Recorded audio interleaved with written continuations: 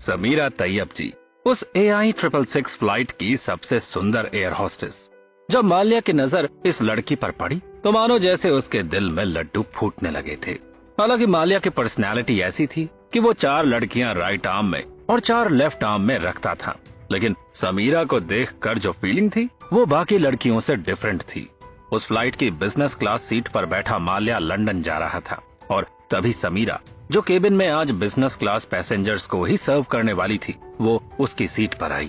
Welcome on board sir. आप क्या लेना पसंद करेंगे, बेवरेजेस में गरम या ठंडा? आज पहली बार विजय माल्या अपने 10 साल से ऊपर के फ्लाइट एक्सपीरियंस में थोड़ा शाई फील कर रहा था, मानो उसे एक ऐसा सवाल पूछ लिया गया हो जिसका उसे जवाब आता ही ना हो। बल्कि माल्या तो इंटरनेशनल एयरलाइंस में भी ट्रैवल कर चुका था और उसकी कम्युनिकेशन स्किल्स बहुत बेहतर थी, लेकिन आज उसकी जुबान भी लड़खड़ा रही थी। समीरा का गोरा बदन, हाइट 5 फुट 7 इंच और उसका बात करने का तरीका, इन सब ने मिलकर माल्या को उसका कायल कर दिया था। और वो सामने बैठा अभी भी सवाल का जवाब ढूंढ रहा था और उसके मुंह में शब्द अटक गए थे। हाँ, वो कॉफी मिलेगी क्या प्लीज?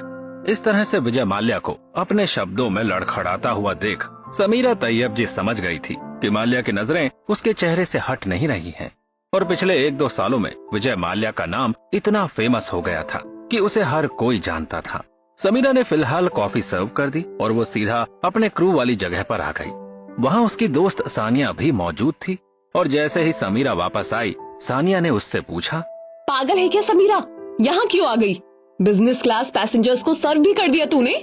नहीं, वो फर्स्ट सीट पर विजय माल्या मुझे घूर रहा था तो मुझे एकदम शर्म आ गई। क्या बात कर रही है?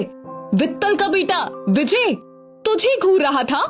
इतनी बड़ी कंपनी का मालिक? हाँ वही है, लेकिन मुझे समझ नहीं आ रहा। अभी तो मैं उन्हें कॉफी देकर आ गई। मजा आ गया ये तो सुनकर।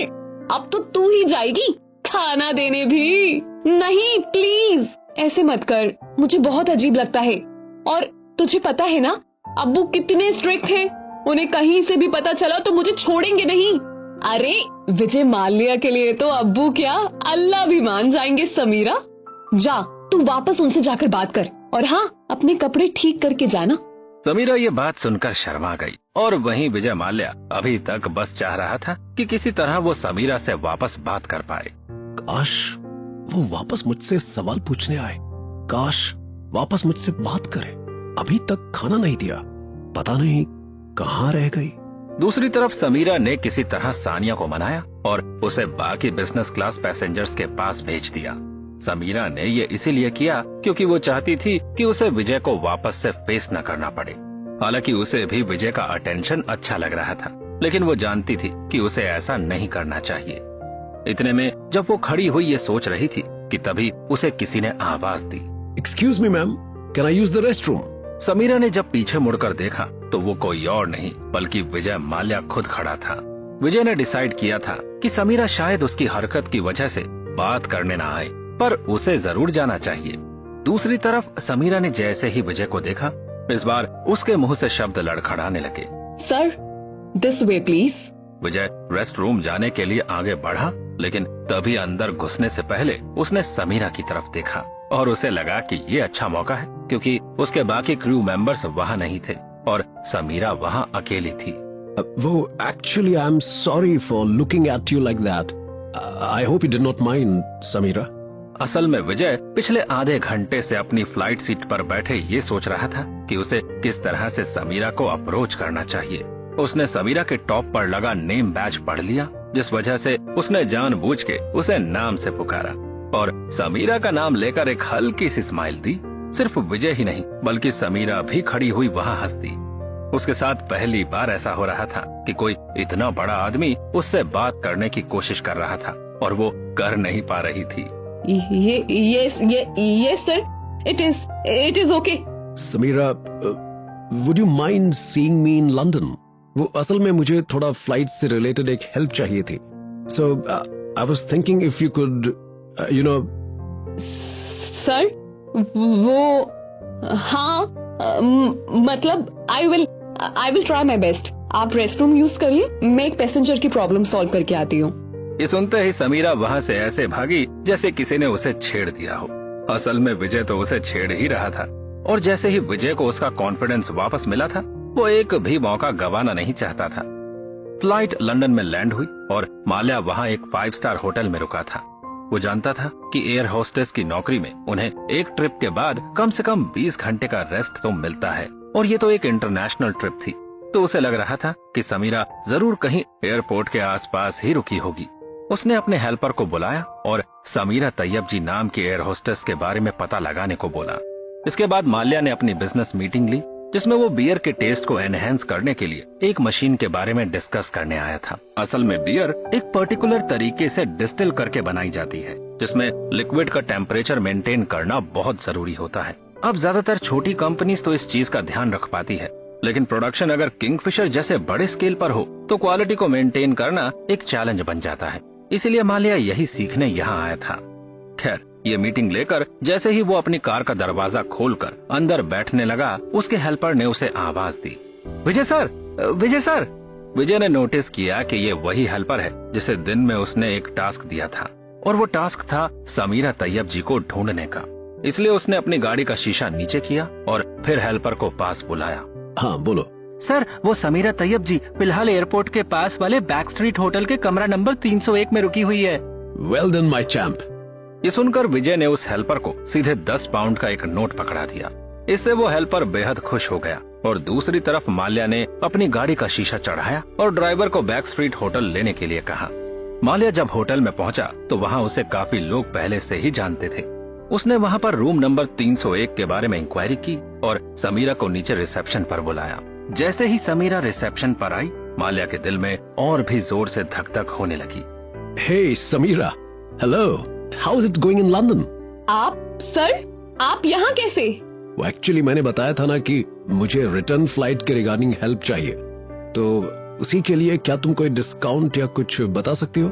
सर, आपको डिस्काउंट की आखिर क्या जरूरत? अरे हाँ भाई, सबको लगता है कि मैं कोई भी एयरलाइन खरीद सकता हूँ, लेकिन ये बातें इतनी भी सच नहीं है। वैसे सिनेमा में शोले लगी है, तुमने ये पिक्चर देखी है? नहीं, मूवीज देखना घर पर अलाउड नहीं है, लेकिन सुना है कि अच्छी फिल्म है, इतने सालों से पर्दे पर लगी है।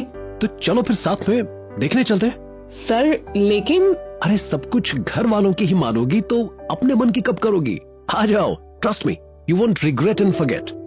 माल्या ने समीरा को इतनी कन्विक्शन से बोला और अपना हाथ आगे बढ़ाया कि समीरा उसे मना नहीं कर पाई। उसने अपना हाथ माल्या के हाथों में दिया और बाहर खड़ी उसकी लग्जरी गाड़ी में बैठ गई। समीरा के लिए ऐसी गाड़ी में बैठना उसकी लाइफ का पहला एक्सपीरियंस था, और माल्या के दिल में फूट रहे लड्डू भी उसकी लाइफ का पहला एक्सपीरियंस था। ऐसा लग रहा था मानो कि माल्या को प्यार हो गया हो। दोनों ने साथ में बैठकर शोले फिल्म देखी और उसके बाद दोनों एक डिनर डेट पर गए। ये कोई आम डिनर डेट नहीं थी, बल्कि माल्या ने पहले से ही सब कुछ सेट किया हुआ था। उसने रेस्टोरेंट से 8 से 10 बजे तक का टाइम मांगा था, जिसमें कोई और उनके अलावा वहां ना हो, और डेकोरेशन भी इस तरह से की गई थी मानो किसी को भी स्पेशल फील करवाने के लिए काफी हो। वेल समीरा, तुम्हारी फेवरेट क्विजीन क्या है? मुझे वैसे तो थाई ज्यादा पसंद है, लेकिन हर रोज खाना हो तो अपने इंडियन कुजीन से बेटर कुछ नहीं है। ओह अच्छा, और इंडियन में क्या पसंद है? दाल खिचड़ी। समीरा की इस अटपटी चॉइस पर विजय माल्या और भी लट्टू हो गया था। उसे अपनी आंखों के सामने एक ऐसी लड़की बैठी दिख रही थी जो उससे बेहद अलग थी, लेकिन फिर भी वो अंदर से उसे बहुत चाहता था। अच्छा, और अगर मैं तुम्हें प्रॉमिस करूं कि हफ्ते में 2 बार थाई फूड खाएंगे और बाकी 5 दिन इंडियन, तो क्या तुम मुझसे शादी करोगी? विजय को ये बात इतनी कैजुअली बोलते हुए देखकर समीरा हैरान थी। उसे लग रहा था कि शायद उसने कुछ गलत सुन लिया है, लेकिन ऐसा भी नहीं था, क्योंकि माल्या ने कोट की जेब से एक रिंग निकाली और समीरा को शादी के लिए प्रपोज कर दिया। ये सब इतना इंस्टेंटली हुआ कि समीरा भी माल्या को मना नहीं कर पाई। उसे वो लग्जरी कार, थिएटर एक्सपीरियंस और इस तरह से 5 स्टार रेस्टोरेंट में अकेले बैठकर खाना खाना सब कुछ बहुत पसंद आ रहा था। समीरा चाहती थी कि उसे ऐसी जिंदगी परमानेंट मिल जाए, और उसके लिए विजय माल्या से अच्छा ऑप्शन और कौन हो सकता था। सर, आप तो इतनी बड़ी कंपनी के मालिक हैं, आप भला मेरी जैसी एयर होस्टेस के साथ क्यों शादी करेंगे? अरे भाई, क्यों शादी करेंगे क्या होता है समीरा, हमें पसंद हो तुम, और मैं जानता हूँ तुम्हें भी हम बहुत पसंद हैं। डर रहा तुम्हारे अब्बू का तो उन्हें हम जरूर मना लेंगे। I am sure Vijay Mallya को वो कभी मना नहीं करेंगे। दोस्तों, इसी से पता चलता है कि विजय माल्या कितना जिद्दी था। एक बार अगर किसी चीज का मन बना लिया तो फिर वो पीछे मुड़कर नहीं देखता था। सिर्फ एक ही डायरेक्शन में उस चीज को पाने के लिए किसी भी हद तक जा सकता था।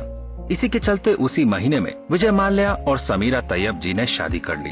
ये शादी करने के 1 साल बाद ही 7 मई 1987 को जन्म हुआ विजय माल्या के इकलौते बेटे सिद्धार्थ माल्या का। लेकिन समीरा और विजय का प्यार 1 साल से ज्यादा नहीं चल पाया। हालांकि बिजनेस में उस साल माल्या ने बहुत तरक्की की और किंगफिशर को इंडिया का नंबर 1 अल्कोहल ब्रांड बना दिया। डिवोर्स होने के बाद अब उसकी जिंदगी में उसका बेटा और उसकी फैंसी जिंदगी बस यही बची थी। और इसी के साथ माल्या ने अपने बेटे को एक एयरलाइन गिफ्ट करने का सोचा था, जो उसकी और उसके एम्पायर की डिस्ट्रक्शन की मेन वजह बन गया। ये पूरी कहानी इतनी इंटरेस्टिंग और ट्विस्ट एंड टर्न्स वाली है कि आप इसे एंड तक सुने बिना रह नहीं पाएंगे। तो इसीलिए जानिए कि अगले एपिसोड में आखिर माल्या की जिंदगी उसे किस तरफ ले जाती है।